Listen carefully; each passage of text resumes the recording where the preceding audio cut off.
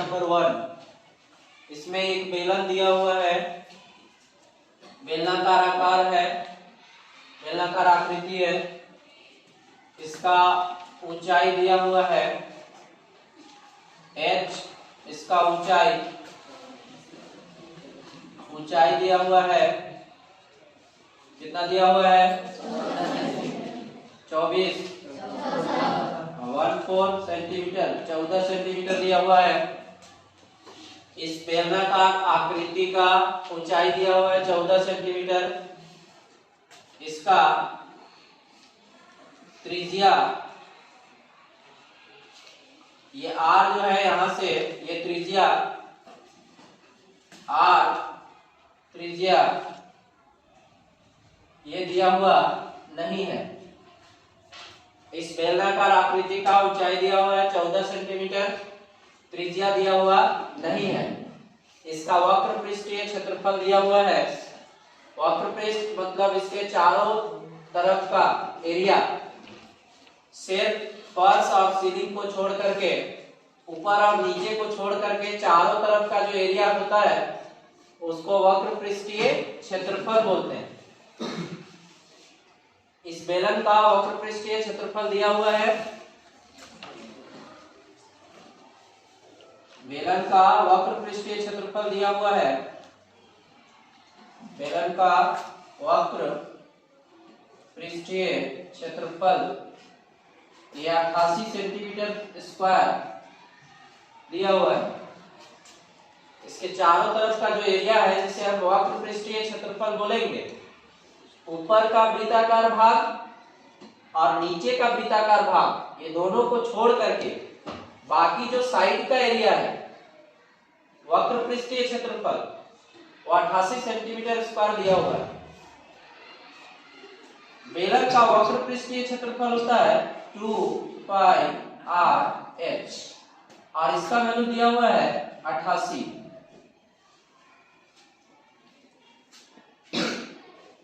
ये हो गया 2 इंटू पाई का वैल्यू 22 डिवाइडेड बाय 7। r बेलन का त्रिज्या नहीं पता है तो r रहने दीजिए।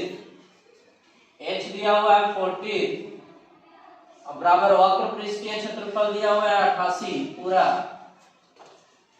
एक साइड में हमने फॉर्मूला को रखा और दूसरे साइड में इसके पूरे वक्र पृष्ठ का जो एरिया है उसको रख दिया। क्लियर है बात?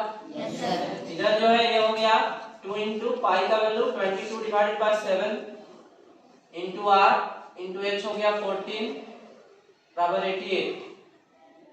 7 एका 7, 7 गुना 14, ये हो गया 22 गुना 44 गुना 88 गुना r बराबर हो गया 88 88। ये हो गया r इज इक्वल टू 88 और ये वाला 88 गुना में है इधर आके भाग, तो 88 का 88 एक बार में जो है क्या हो गया कट गया, तो त्रिज्या आ गया 1 सेंटीमीटर। त्रिज्या कितना आ गया 1 सेंटीमीटर आ गया। यहाँ पे व्यास निकालने बोला है तो व्यास बराबर होता है 2 इंटू त्रिज्या। व्यास जो है त्रिज्या का क्या होता है 2 गुना होता है।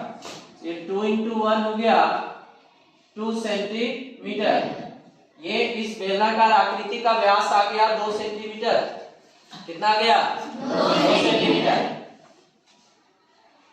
हमने क्या किया, वक्र पृष्ठ को एक तरफ रख दिए और फॉर्मूला को एक साइड रख दिया और सॉल्व कर दिया। सॉल्व करने पर जो है r पता नहीं था हमको, तो r को ऐसे ही रहने दिए और ये हमने 2 इंटू पाई का वैल्यू 22 डिवाइडेड बाय 7 रखा। r नहीं पता है तो r रहने दिए और h का रख दिया 40। 7 से कट गया, 7 गुना 14 ये हो गया 22 गुना 44 गुना 88 गुना r बराबर 88। 88 गुना में इधर आके भाग हो गया, दोनों कट गया। r का मान 1 सेंटीमीटर आया। त्रिज्या 1 सेंटीमीटर आया। व्यास जो होता है वो त्रिज्या का 2 गुना होता है ना? आप पढ़े होंगे जैसे वृत्त होता है तो वृत्त में ये हो गया इसका त्रिज्या, और इसी को पूरा अगर खींच दिए तो ये क्या कहलाता है? ये पूरा इसका क्या कहलाता है? व्यास। वही ना? परिधि को मिलाने वाला ये जो होता है ये व्यास कहलाता है। यहाँ से यहाँ तक ये व्यास हुआ, इसी को आधा आधा भाग में बांट दिया तो कितना त्रिज्या होगा? 2 त्रिज्या। तो एक जो व्यास होता है वो त्रिज्या का क्या होता है? 2 गुना होता है। तो 2 × 1 हो गया 2 सेंटीमीटर, ये हो गया व्यास। क्लियर है बात? Yes sir. ठीक।